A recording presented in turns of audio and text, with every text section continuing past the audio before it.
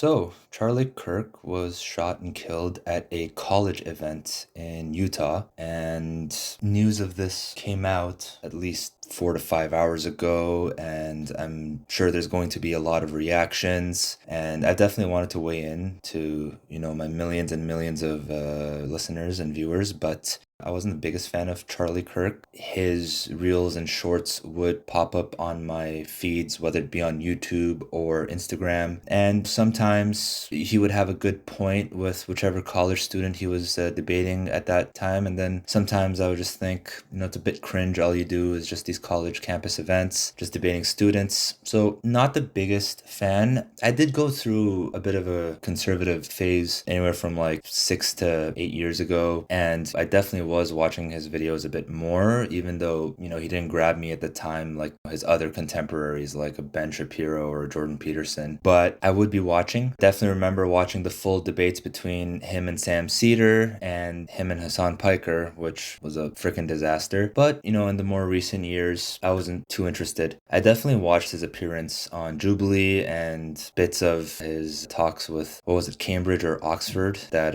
college or university in England. I would see those, and he would have some good points sometimes, but sometimes whoever he was talking with would have the more articulate and intelligent points. So I wasn't too obsessed with him. But then, as of today, the news came to me in real time. So first, I saw that he got shot in the neck, and he wasn't confirmed dead until maybe like about an hour. I found out at least about an hour later, and it definitely hit me. It definitely hit me hard. Like I said, I wasn't a big fan, but just as someone whose content I did enjoy watching from time to time, especially in the past 6, 7 years ago, I was watching full debates that he would have. So just as someone who I used to watch with a lot of views that I disagree with, but as someone who I used to watch, it definitely hit me hard. Obviously, you don't kill the person you disagree with, or rather commit any form of violence with someone that you just simply have disagreeing ideas with. I will be curious to see what the reactions are going to be from prominent leftist or left wing or liberal voices, people who typically weren't the biggest fans of Charlie Kirk's ideas. I will be curious to see if there's any grace or, humility in their reactions or opinions. Already, I've seen comments online and reactions online dictating that he deserved it, he had what's coming. The most common one being that he advocated